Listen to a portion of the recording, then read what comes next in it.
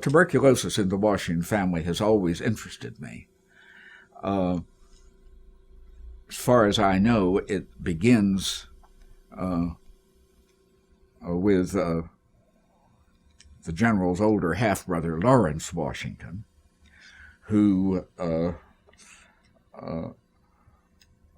with whom George made his only trip out of what's now the continental United States when he went with Lawrence down to Barbados for Lawrence's health, supposedly.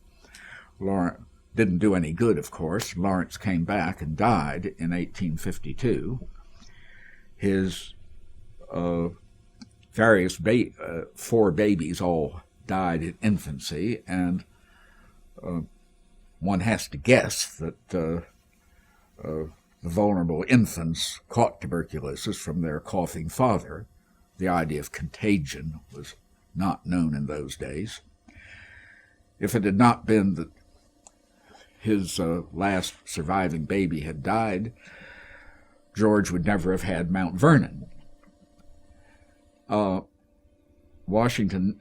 Tuberculosis next crops up to be identified in the Washington family with Colonel Samuel Washington, George's next oldest full brother.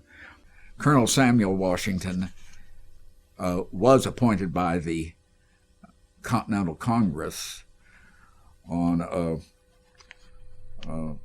2 or 3 man mission to go treat with Indians out near present Pittsburgh at the beginning of the war, at the beginning of the Revolution in 1776, but had to decline going because of his bad health.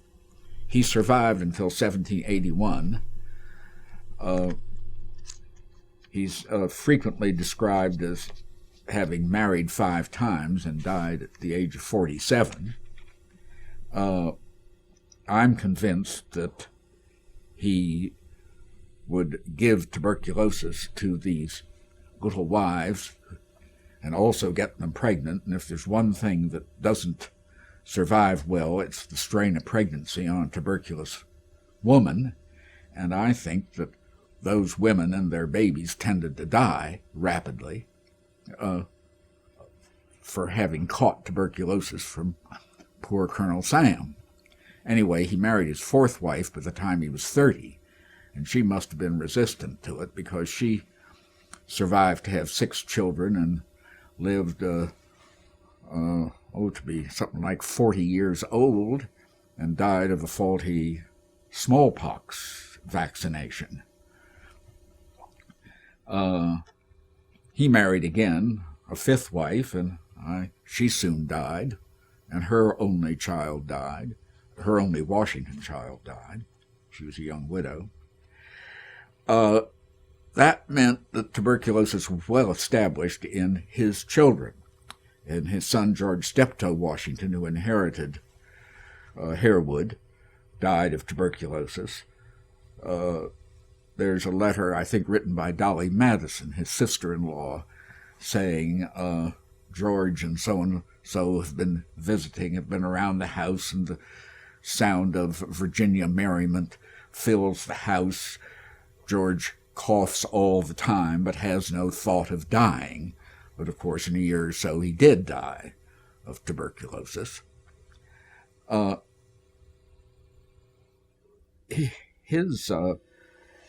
It doesn't appear so much among his descendants, but somehow his nephew, John Augustine Washington's son, Corbin Washington, had tuberculosis, and his wife, Hannah Lee, had tuberculosis.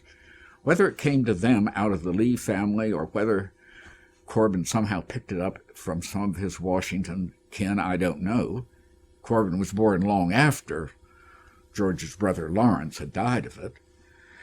But it was all over that family, because not only did Corbin and Hannah Lee die, but their son, John Augustine, who built Blakely and inherited Mount Vernon, died of tuberculosis in 1832. Of his 3 children, the oldest, three surviving children. The oldest, his daughter Anna Maria Thomasina Washington, who married Dr. Alexander, died at the age of 33 of, I suppose, a combination of childbearing and tuberculosis. She certainly had tuberculosis and died of that, but she had 7 children before she was 33. They died off at a rapid rate. I imagine most of them of tuberculosis.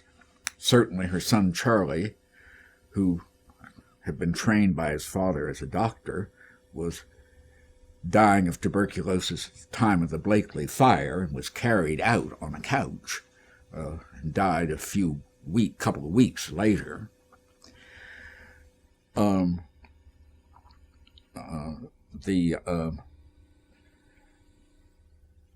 This would explain how that woman's nephew would have caught the disease, and that was my great-uncle John Augustine Washington, the hunchback, who must have had tuberculosis of the spine.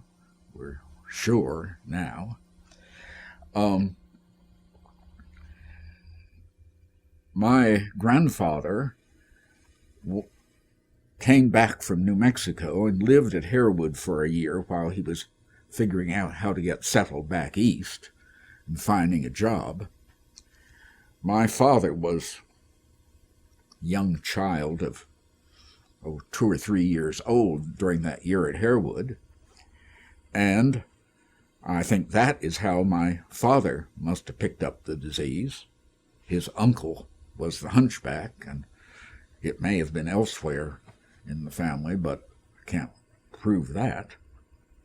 And, of course, I caught it from my father before he died. He died when I was 8, and it's clear that I caught it from him before he died. So you can trace it right down in the family for a couple of 100 years.